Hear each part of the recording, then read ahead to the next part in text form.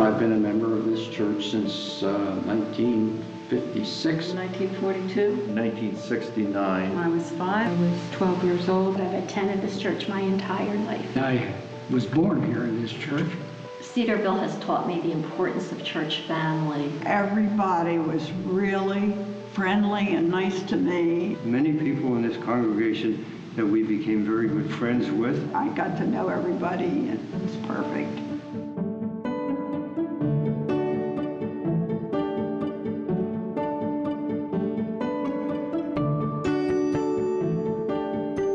Any church has its own culture and things, but I think here at Cedarville, I've always found people to be very warm, to be very friendly. The people come here are very warm and friendly and outgoing. I enjoy the fact that people like to laugh and have a good time with each other, and I think in very real and genuine ways endeavor to put their faith into practice in very real ways that make differences not only in their own lives but in the lives of others.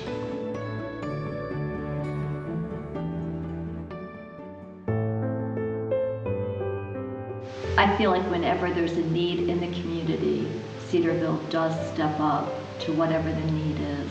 Always the large challenge for the church is how to grow and how to meet the needs of people that not only surround the church, not only in that community, but also how to reach out around the world.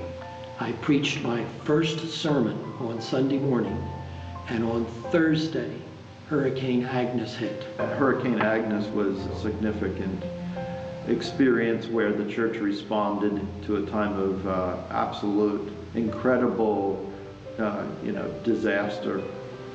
We had 7 families who had been damaged by the hurricane. There were things through the church set up to have clothing drives and food drives. Just doing things to get them back on their feet. I appreciate that Cedarville gets involved with the soup kitchens, with the cluster, with the families in need. That's one of the gifts of the church, any church, is to be able to reach out and help in those times of crisis. Well, all the pastors that served the church contributed to the growth of the church. The first minister I remember was a name. His name was White. The first minister that when we came to Cedarville Church was Reverend Truax. I remember him sitting on the porch rocking. We'd walked out and there he'd be sitting rocking on that front porch of the parsonage. Another minister that stands out in my eyes was Reverend Russell. He was our first full-time minister. Reverend Russell was the first minister that I really connected with. He was here during my youth years. He was really a great guy. Plus, he taught me how to drive, which I thought was really great. Reverend Shannon. Bob Kohler. Stu Christ for me was the man. He was very active with our youth program and enjoyed very much the energy that he put into the youth program. I just absolutely loved him. He was here when this sanctuary was built. John Ness. Hoffman and Val Hastings. And now we have Pastor Sherry. Having the first female pastor here at Cedarville, we certainly are enjoying Pastor Sherry's kindness and her words of wisdom. I think each pastor at different times of as growing older was special. So they've all, in different ways, have affected me. They all had a big part in our growing up in the church. Cedarville is a very integral part of my life.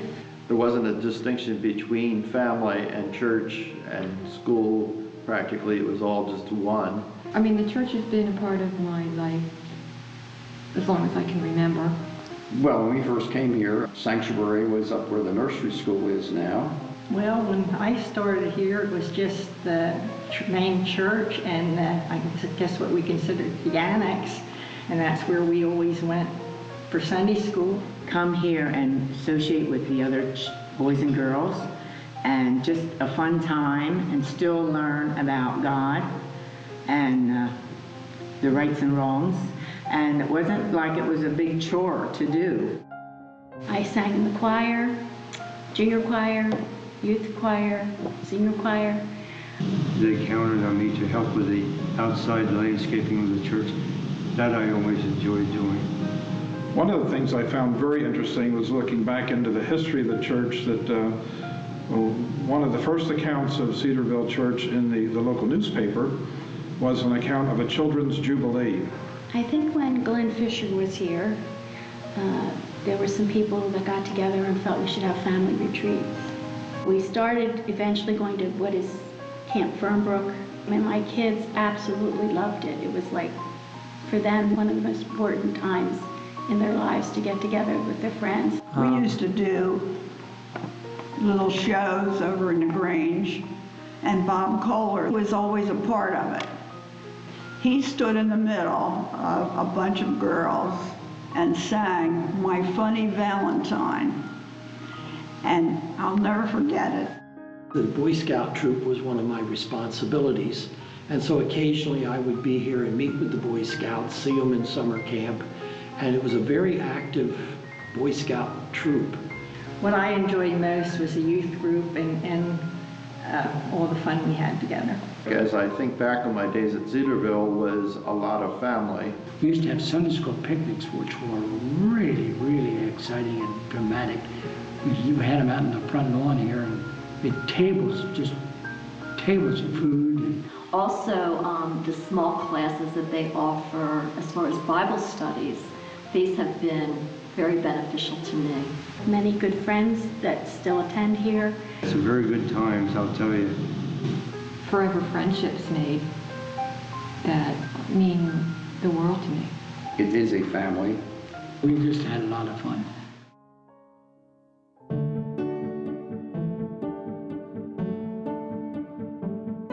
If I could describe Cedarville in one word, I would say it was warmth, Friendly. love, spiritual, Caring. Hospitable, family, faith, Progressive. Sociable. Support. Community. Cedarville's a good neighbor. Well, for me, Cedarville Church was home. It's always been home.